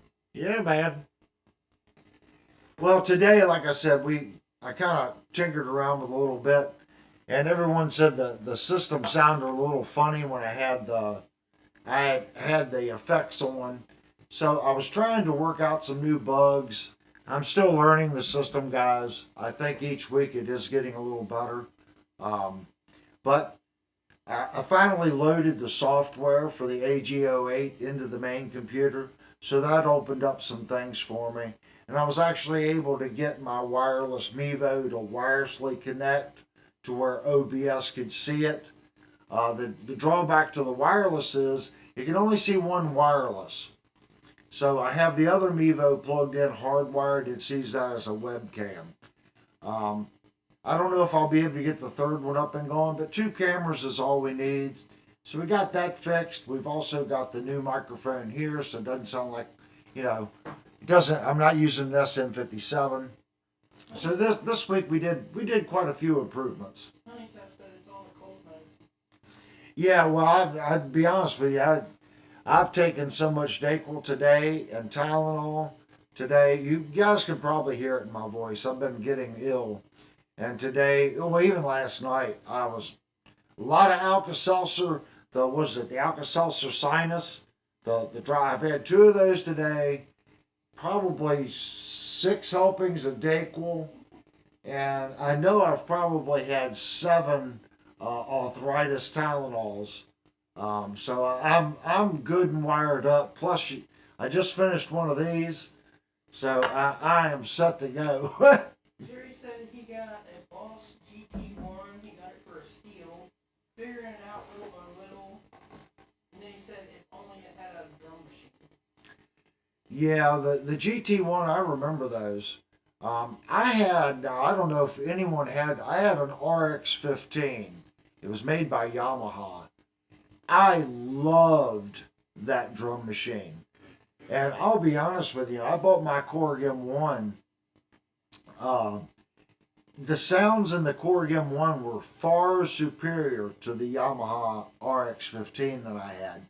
So what I ended up doing is I liked writing on the RX-15 drum machine, because you could go in, you could set things up to 128th of note. You could actually write out your drum pattern. And I was struggling with the M1. So what I would do is I would MIDI out of the RX-15 into the M1, and I would trigger the M1 and record it in the sequencer. Once the M1 had the sequence, I would drop the RX-15 and go in and use the sensitive, where you could change the sensitivity of the strikes in the M1. But I used to love those. Now this Akai MPC 61, it is leaps and bounds past any of those. I've only scratched the surface on what this Akai will actually do. I haven't really played it in several months. Right now, I got the piano up and going, so I could go into the drum. Let me see. I'm in Fabric right now. Let me see if I can find drums. Kurt Scale said you should set it up to have guests join you on the camera. Yeah, I am working on that too. I really want the live stream to be a bunch of people being able to get in, not just on the chat, but well, we're just taking baby strides. Like right now, I'm goofing off trying to figure out how to get the Akai over to the drum things. So eventually, I would like to be able to do some sequences on the Akai and then play the guitar over the sequence. I just haven't gotten there. Just haven't gotten there yet, guys. I apologize, but I got the equipment, just need to take the time and get everything working together. Crawl, walk, run, yeah, that's what I need to do. I do see the system here up and going. If I went into, it's been a while since I used this thing, menu, main page. So here's a sequence that I was working on. I don't remember which one this is. And it's not doing anything. So that sequence is dead. That's weird. It's telling me there's a sequence there. I hit play. I was working on something about 2 or 3 months ago. But but evidently I've messed it up. I was hoping that the sequence was already there and I could play to it. But let's actually play the guitar here a little bit, guys. And I did not get strings on the other guitar, and Linnell just came in again. You want what? Oh, here you go. I did not get strings on the Yamaha today, so I wasn't feeling well, so I didn't end up actually being able to do it. Jerry said, damn it, Avery, you broke it. I probably did break it.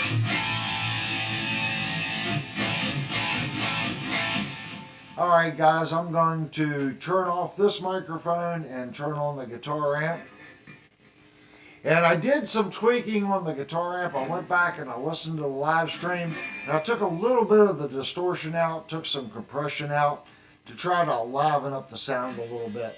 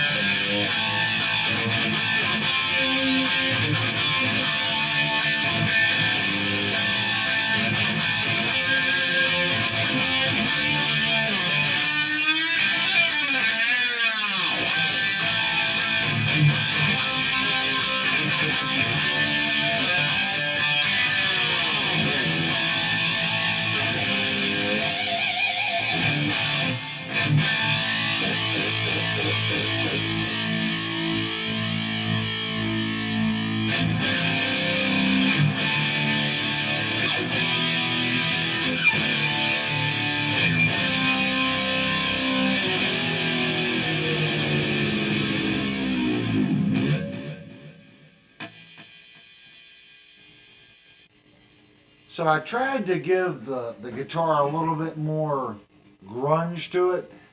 I'm going to leave this microphone on so I can talk, but I'm going to try to turn on the other microphone in front of the cabinet. So essentially I wanted to get rid of that low end rumble that I was getting, but I still wanted that beef sound.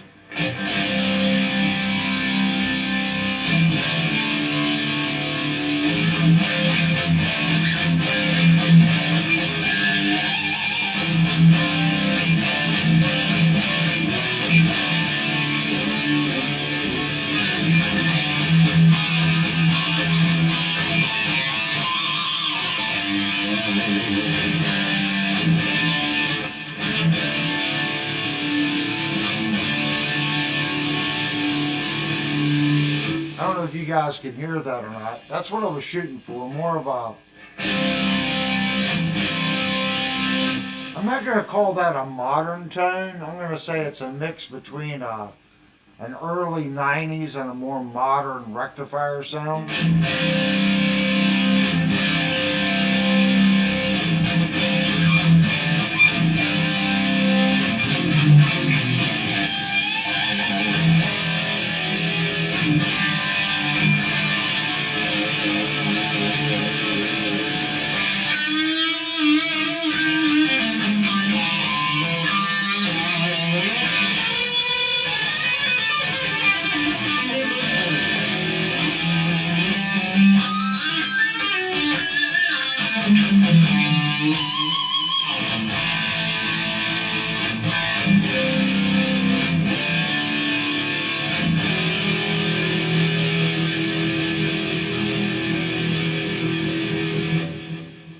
So I'm trying to work out the bugs. Of course, what I hear and what goes through the microphone and what you guys are hearing, it's completely different. It's like when you go into your modeling software and you start changing your microphone, how far away from the cabinet the microphone is.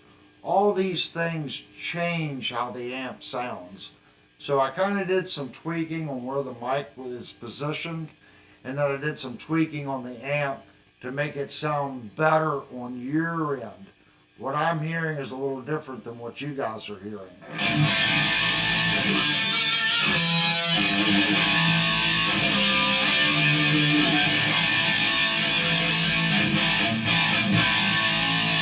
But it has a good feel under the fingers still, and it has a lot of drive behind it.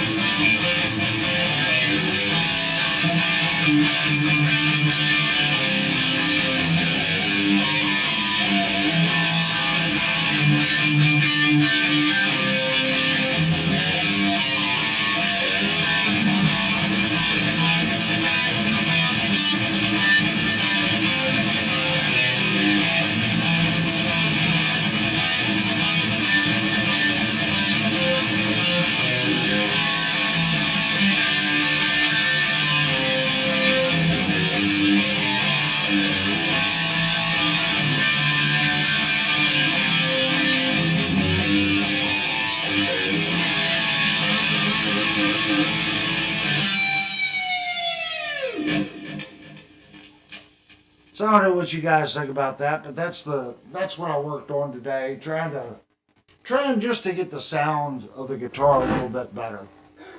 What's the votes on that? Is it better than it was? Sounds like it needs a little bit more bottom end. Yeah, well, it's funny that you say that. I took some of that out because it sounded a little boomy on last night's stream. So what I may end up having to do, if what you're hearing on your end seems a little too high, I might bring back some of it's what they call mid bass. I took some of that out to get some of the boominess out of it. That's what I was hearing. Sounds 80-ish well, that's my age. I was trying to get more of like a rectifier rear tone on it. Turn it back on.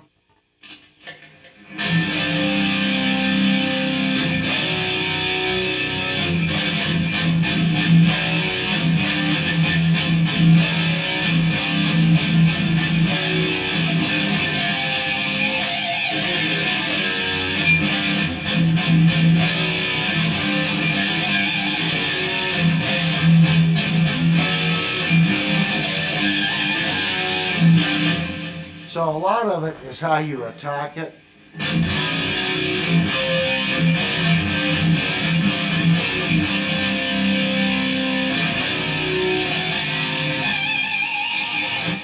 See, I'm still getting the harmonics, but it's not quite as harmonic as it was last night.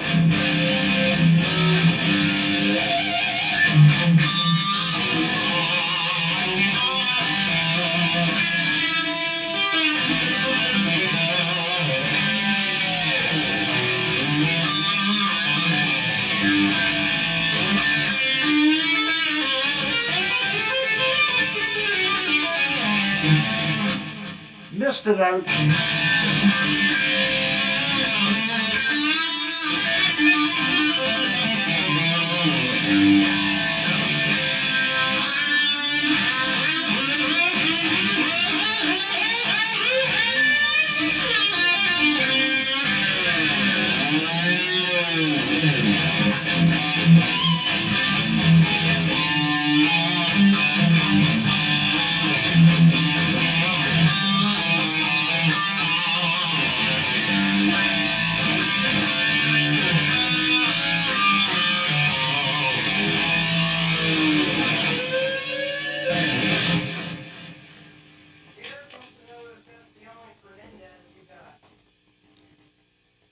I don't have a Fernandez. I wish I had a Fernandez. This is actually a Kramer. Fernandez closed up last year in July. They filed bankruptcy. Yes, Fernandez is no more. And really, the only reason I know about Fernandez is one of my favorite guitar players, Adrian Vandenberg, back in the day, played Fernandez before he went to Peavey and had the Peavey Vandenberg made. That's when I was really first introduced to Fernandez. I know they made great instruments, but like a lot of different things, guys, you know, there's so many different brands out there now. So many brands out there. Fernandez was just one of the companies that just didn't make it. And that's sad. But I think, didn't I hear Fernandez and Bernie guitars, didn't they have something in common? I can't, maybe I'm completely wrong, but Fernandez was with somebody else, and I think there was 3 brands that Fernandez was all kind of mixed in with that are no longer.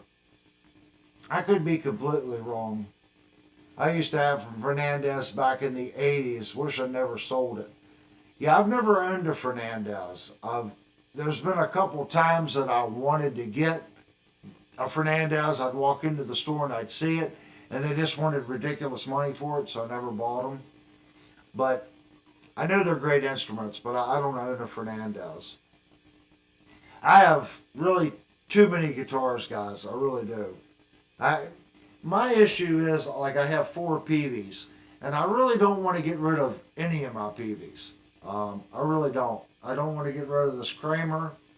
And of course, the significant other got me the Yamaha, so that's a guitar that I can't get rid of. So that right there puts me at 6 or 7 that can't go anywhere. They're just that good.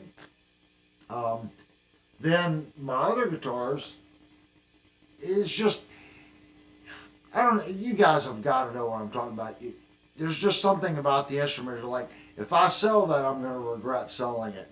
And that's kind of in the position that I'm in. I'm talking about the guitars that I consider are my guitars, that I didn't buy to do a YouTube review on. If I bought them for me, there's a reason. I really like them.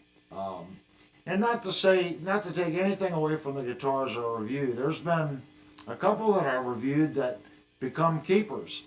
I don't know how in tune the Firefly is here, but I should probably play that tonight. I haven't played that guitar in about 2 months.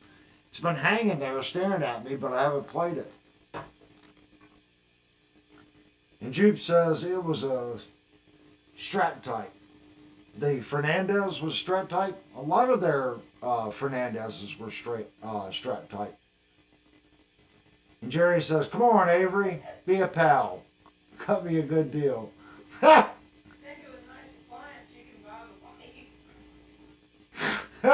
Wow. Okay. There you go. Oh, yeah.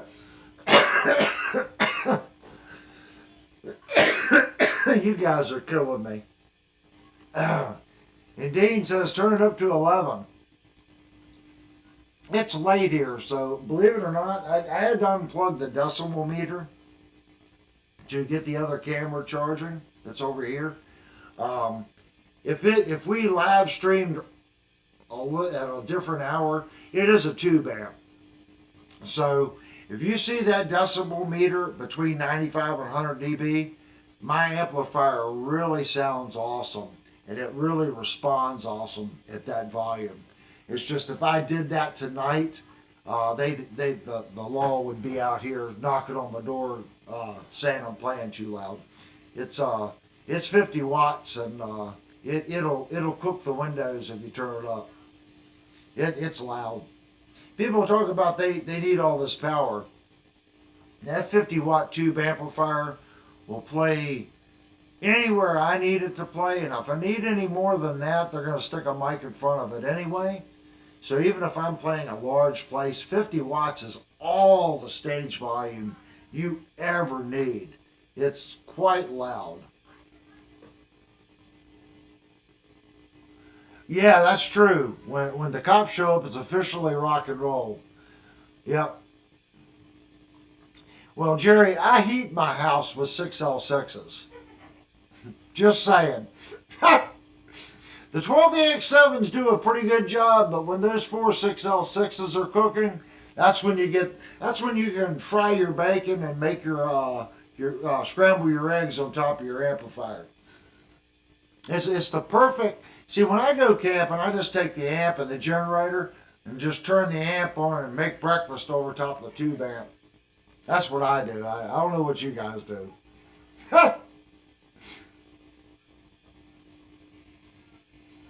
So what's next on the topic, guys? What's next that we want to go over? Because that's what this channel is all about. Is just open topics.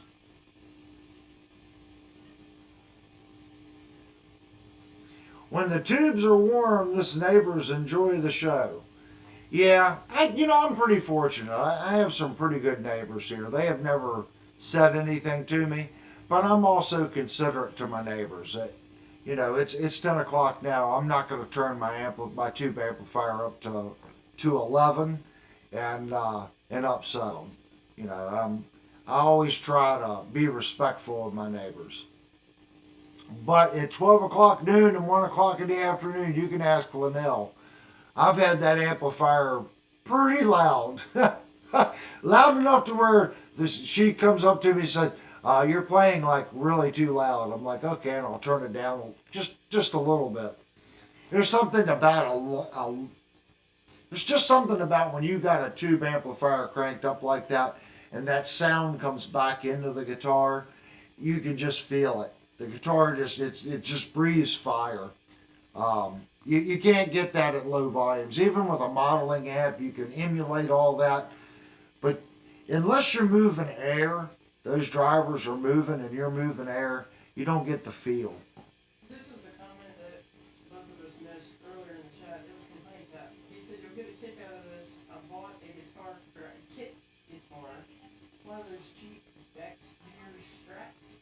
I plan to start building it this weekend. Fingers crossed. The thing looks really cool so far. Yeah, Linnell brought up a comment that we missed from Honey Tap. He bought a kit guitar. I guess that sounds like an Amazon kit. Is that what that was, Honey Tap? Is that an Amazon kit that you picked up? I've never done that. I've been thinking about buying a kit guitar and just putting one together. Bex Gear, I think she said it was, on the back. Yeah, Bex Gear. Bex Gear. What is it? Is it a Strat? Les Paul? What kind of kit guitar is it? What was it? Solo. I'm pretty sure it was a guitar by Solo. Solo made some kits. I almost bought a Les Paul Solo kit. Yes, Honey Tap says yes, it's Bex Gears. $90 a Strat. You do all the work yourself as long as the neck is semi-decent on it. Put some string pressure on it. Get the neck straight on it. That's the thing. Try to get the neck as straight as you can and then do a fret level and a good dressing on it. The neck is 99.9% of it. You get the neck feeling good, put it together, you'll be in good shape. He said it got great reviews. Yeah, I've heard the name. That's why when I was like Bex Gears, I think I'd seen those on Amazon. And you're saying it's a Strat. So is that a single or a humbucker single HSS or triple S configuration? I like humbuckers, so I would always build a Strat with a humbucker single and then put a coil split on the humbucker. Does a humbucker split sound like a single coil? No, it doesn't, but it's really close. Yep, single. Yeah. So what's your plans? Are you gonna just build it stock with like the 6-screw tremolo bridge and all stock components? He said 6-screw trim, which I will deck or replace with a fixed bridge. Yep. I figured it was a 6-screw bridge. And Ted Talks Guitars, Leo James LP kits are $179 on, yep, Amazon. I haven't done anything as far as kit guitars. You guys will be the influencers on that one. I'm gonna build it to make it sure it works well enough, then take it apart and do all the upgrades. Yeah, do a little series, build it as a stock, do as good as you can doing it stock, okay, with all the stock components. And then do a review on it, do a sound demo, and then see what you got. You might be surprised. It might be just fine. But then if you want to do a hardtail, you could do a hardtail, maybe switch out a pickup or two on it. Yeah, Jupe says the humbucker single. That's a good combination, especially if you split the humbucker, because you can get some nice stratty tones out of splitting that humbucker at the base. It works well. Honey Tap says will do. Well, if you buy the kit and you immediately modify it, that kind of does a disservice to the people watching the video. Maybe someone just wants to buy that kit and wants to build it as a stock kit. What do I get if I just buy this stock kit? So by you doing that, Honey Tap, that shows people, look, you buy this kit, this is exactly what you're going to get. And then when you're done, you can say, okay, this is what it sounds like. Let's take it to the next step. Let's maybe upgrade the pickups, maybe upgrade some tuners. What do you have to do to make this guitar, a pro guitar or a good beginner's guitar or whatever it may need? That's what helps people out, doing stuff like that. He said, do you think I can install a fixed bridge over the trim cavity? Probably not, because it's routed out.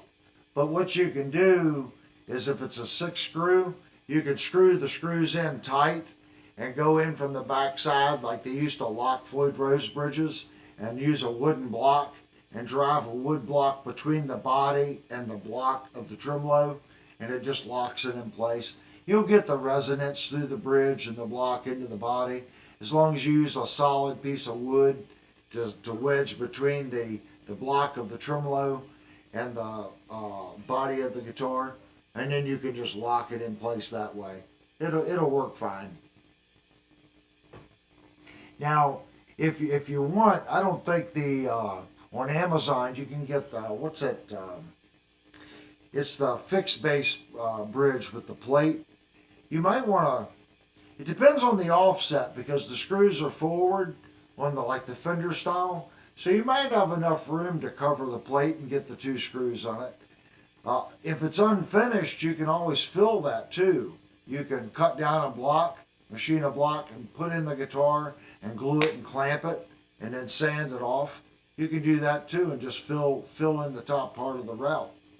Leave the bottom open for weight relief.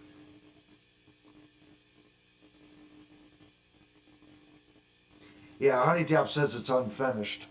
So yeah, you could go in there and make you a piece of wood that'll fit in that hole that's in the top of the guitar. Glue it, tight bind too works good. Clamp it, let it set up for 24 hours, then sand the top of the guitar. You don't have to worry about the bottom side of the guitar too much. Just leave it open as a weight relief. You could do that.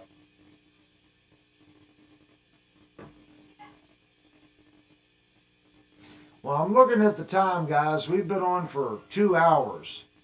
So I think we're going to call it a night tonight. I appreciate everybody coming and hanging out. I've had a good time tonight.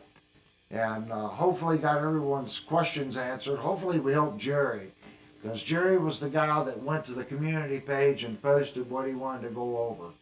So I worked a little extra time and made a little list and went on Amazon, showed him exactly what he wants. And Jerry, like I said, it won't be tonight. When we end the stream, I'll go back in the morning and I'll put links in the description of this live stream, so you can go back and just click on the links for the parts for that bridge. Hopefully that'll work for you.